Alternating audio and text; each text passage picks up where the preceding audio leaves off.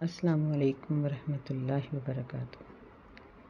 نحمدہ ونصلی علی رسولہ الکریم، اما بعد، اعوذ باللہ من الشیطان الرجیم، بسم اللہ الرحمن الرحیم۔ آج ہم حدیث نمبر 174 پڑھیں گے۔ وعن ابن عمر رضی اللہ تعالی عنہما قال قلت لبلال کیف رأیت النبی صلی اللہ علیہ وسلم یرد علیہم حین یسلمون علیہ۔ سیدنا ابن عمر رضی اللہ تعالی عنہما کہتے ہیں کہ میں نے بلال رضی اللہ تعالی عنہ کو کہا کہ تم نے نبی صلی اللہ علیہ وسلم کو کیسے دیکھا تھا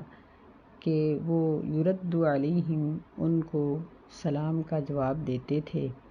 حین یسلمون علیہ، جب وہ نبی علیہ السلام کو سلام کہتے، اس حال میں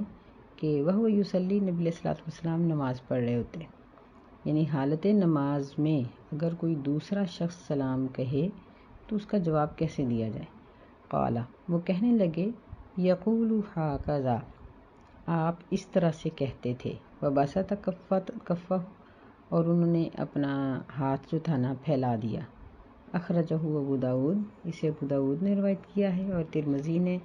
اور اس کو حدیث کو صحیح قرار دیا ہے۔ اس حدیث سے یہ بات ذکر کی معلوم ہوتی ہے یا ذکر کی گئی ہے کہ نماز کے دوران سلام کا جواب اشارے سے دینا غلط نہیں ہے۔ اکثر جو علماء ہیں، محدثین ہیں، ان کی یہ رائے ہے کہ یہ حدیث کلام کے منع کرنے سے پہلے کی ہے، کہ اس وقت جب کوئی سلام کہتا تھا تو نبی صلی اللہ علیہ وسلم اپنا ہاتھ جس طرح یعنی پڑا ہوتا ہے تشہد میں، یا جب ہاتھ باندھ کے کھڑے ہوتے ہیں تو اس وقت ہاتھ کا الٹا حصہ اوپر ہوتا ہے اور سیدھا حصہ اپنے پیٹ کے ساتھ یا اپنی ران کے ساتھ لگا ہوتا ہے، اسی طرح تھوڑا سا اوپر اٹھا دیتے تھے، تو اس طرح سے سلام کا جواب دیتے تھے۔ لیکن یہاں یہ بات بھی قابل غور ہے کہ اگر نبی صلی اللہ علیہ وسلم کثرت سے اس طرح جواب دیتے ہوتے تو پھر ابن عمر رضی اللہ تعالیٰ عنہما کو بھی پتہ ہوتا کہ سلام کا جواب اس طرح سے دیتے ہیں۔ لیکن انہوں نے سیدنا بلال رضی اللہ عنہ سے پوچھا تو انہوں نے یہ کیفیت نبی علیہ الصلوۃ والسلام کی بیان کی کہ جب کوئی سلام کہتا تھا تو آپ اس طرح تھوڑا ہاتھ اوپر اٹھا کے اس کو اشارے سے جواب دے دیتے تھے۔ تو بہرحال یہ ایک اختلافی مسئلہ ہے، اور یہاں یہ بات بھی معلوم ہو جاتی ہے کہ اتنی معمولی حرکت سے نماز فاسد نہیں ہوتی،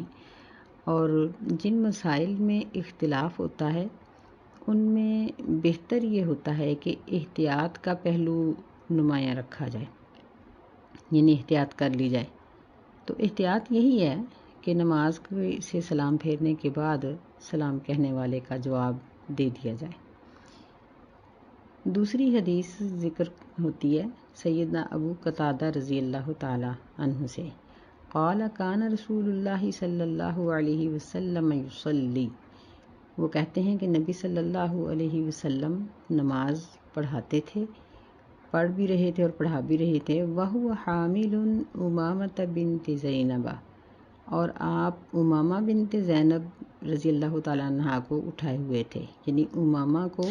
جو زینب کی بیٹی ہیں ان کو آپ اٹھائے ہوئے تھے۔ فَإِذَا سَجَدَ وَضَعَهَا، جب نبی صلی اللہ علیہ وسلم سجدہ کرتے تو اس کو بٹھا دیتے، وَإِذَا قَامَ حَمَلَهَا، اور جب آپ کھڑے ہوتے تو اس کو اٹھا لیتے۔ متفق علیہ، اس پر بخاری اور مسلم کا اتفاق ہے۔ وَلِمُسْلِمٍ، اور مسلم کے الفاظ یہ ہیں کہ وَهُوَ يَؤُمُّ النَّاسَ فِي الْمَسْجِدِ، کہ نبی صلی اللہ علیہ وسلم مسجد میں لوگوں کو امامت کروا رہے تھے، یعنی پڑھا رہے تھے نماز۔ تو دیکھیں کہ اسلام نے کتنی سہولت دی ہے کہ اگر ایک بچے والی ماں ہے تو وہ بچے کو مت رلائے، بلکہ بچے کو اٹھا کے نماز پڑھ لے، اور اس طرح سے کہ قیام میں اٹھائے گی، رکوع کرتے ہوئے بٹھا دے گی،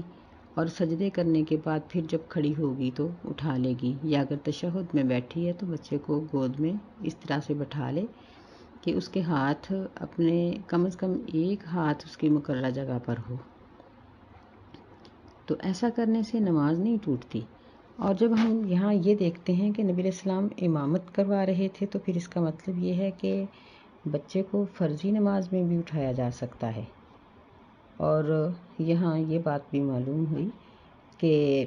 اگر کسی کا دوپٹہ ہل جاتا ہے یا کوئی اور اس طرح، تو وہ دوران نماز اس کو درست کر سکتا ہے، یا جس طرح بعض اوقات زکام لگا ہوا ہوتا ہے تو یا کوئی اور اس طرح کی ہو تکلیف، تو اگر رومال یا کوئی چیز بار بار ناک صاف کرنے کے لیے استعمال کرنی پڑے تو اس سے نماز باطل نہیں ہوتی، بلکہ نماز ٹھیک رہ جاتی ہے، کیونکہ یہ ایک مجبوری کی حالت ہے۔ اور اسلام نے اسی لیے یہ گنجائش دی ہے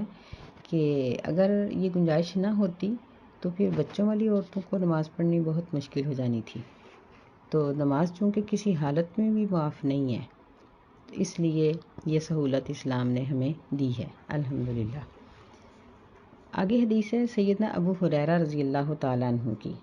وعن ابی ہریرہ رضی اللہ تعالیٰ عنہ قال، وہ کہتے ہیں قال رسول اللہ صلی اللہ علیہ وسلم، رسول اللہ صلی اللہ علیہ وسلم نے فرمایا، اقتلوا الاسودین فی الصلاۃ، کہ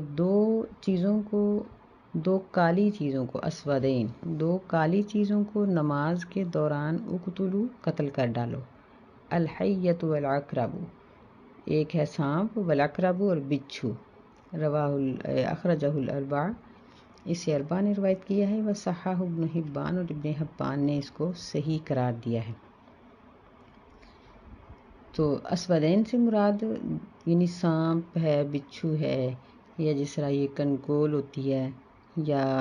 یعنی کوئی ایسا زہریلا جانور جو انسان کی زندگی کے لیے خطرے کا باعث ہے،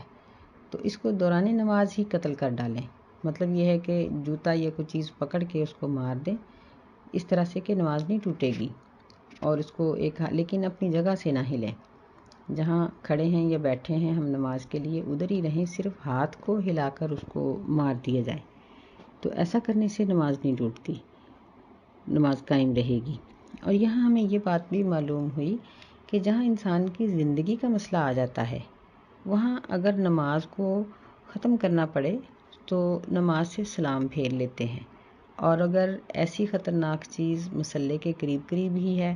تو سلام پھیرے بغیر اس کو مار دیں، جوتے سے یا لکڑی سے یا کسی بھی چیز سے اس کو مار دیں، تو اس سے نماز فاسد نہیں ہوتی۔ بلکہ یہاں یہ ہے کہ اگر ہم اس کو نہیں ماریں گے تو وہ سلام پھیرنے تک وہ چیز چھپ جائے گی کہیں، اور یہ بھی ممکن ہے کہ دوران نماز وہ نماز پڑھنے والے کو ہی ڈس دے۔ تو اسلام نے جو قوانین ہمیں دیے ہیں وہ بہت ہی بہترین ہیں۔ یعنی ہم دوبارہ اس بات کو دہراتے ہیں کہ اس حدیث سے ہمیں یہ معلوم ہوا کہ کوئی ایسی چیز جس میں اپنی یا کسی کی جان کا خطرہ ہے، اگر ہم اس کو اپنی جگہ سے ہلے بغیر ختم کر سکتے ہیں تو کر دیں، مار دیں اس کو۔ اگر ایسا ممکن نہیں تو پھر نماز سے سلام پھیر دیں، اور سلام پھیرنے کے بعد اس چیز کو ختم کر کے مار کے پھر دوبارہ نماز پڑھ لیں۔ یا بعض اوقات بچوں والی جو مائیں ہوتی ہیں ان کو یہ مسئلہ ہوتا ہے کہ نماز شروع کر لی، اب بچہ چولہے کے پاس چلا گیا یا گرم دودھ کے پاس چلا گیا یا ہنڈیا کے پاس، کہ وہ کسی نقصان کے اندر مبتلا ہو جائے گا، تو ایسی صورت میں وہ پریشان ہو جاتی ہیں کہ اب ہم کیا کریں، نماز پڑھتی رہتی ہیں اور بچے کا نقصان ہو جاتا ہے۔ تو یہ ایسا ٹھیک نہیں ہے، بلکہ اگر بچہ دور ہے تو اس کو نماز سے سلام پھیر کے اس کو محفوظ کر لیں اور نماز کو دوبارہ پڑھ لیں۔ اور یہاں ایک بات یہ بھی ہمیں یاد رکھنی چاہیے کہ بچے کو پہلے محفوظ کر کے ہی نماز شروع کریں۔ اس کا ایک بہترین سا طریقہ یہ بھی ہے، بلکہ آج کل تو یہ بڑے اچھے تجربے میں یہ چیز آ رہی ہے کہ بچے کی اگر واکر ہے یا بچہ چھوٹا ہے اور وہ پیروں چلتا ہے یا بیٹھ کے چلتا ہے، تو ایسی صورت میں آپ ایک کوئی رسی لے لیں یا کوئی الاسٹک کا پیس رکھ لیں، تو ایک طرف اس کی بچے کے پاؤں کے ساتھ باندھ لیں اور دوسری طرف اس کی اپنے پاؤں سے باندھ لیں۔ تو اس طرح یہ ہوگا کہ جتنی حد آپ نے بچے کو دی ہے اس حد کے اندر اندر بچہ کھیلتا رہے گا، اور آپ کی نماز بھی ٹھیک ہو جائے گی اور بچہ بھی محفوظ رہے گا۔ جب حرم میں خواتین جاتی ہیں تو وہاں یہ منظر کثرت سے دیکھنے میں آتا ہے کہ جب سعودی خواتین وہاں عبادت کے لیے آتی ہیں تو انہوں نے اپنے بچوں کو اسی طرح سے باندھا ہوا ہوتا ہے، تو یہ ایک بہترین طریقہ ہے۔ بہرحال اللہ تعالیٰ نے نماز ہر حال میں فرض کی ہے، اور نماز کی کچھ شرائط ہیں جو ہم نے اس باب میں ساری پڑھی ہیں۔ ان تمام شرائط کو پورا کرنا چاہیے، اور آخر پہ ہم نے جو سہولتیں پڑھی ہیں، اگر ان سہولتوں میں سے کسی کو حاصل کرنے کی ضرورت پڑے تو بلا تردد وہ سہولت لے لینی چاہیے، کیونکہ اللہ تعالیٰ نے جو سہولتیں دی ہیں اگر کوئی شخص ان کو استعمال میں نہیں لاتا اور اپنا نقصان کر لیتا ہے تو وہ اللہ تعالیٰ کو کے نزدیک پسندیدہ نہیں ہے بلکہ برا ہے۔ تو اس لیے سہولت کو لے لینا چاہیے تاکہ ہم نقصان سے بھی بچ جائیں۔ اللہ تعالیٰ ہمیں پکے نمازی بننے کی توفیق عطا فرمائے اور ہمیں احادیث رسول صلی اللہ علیہ وسلم پر عمل کرنے کی توفیق دے۔ السلام علیکم ورحمۃ اللہ۔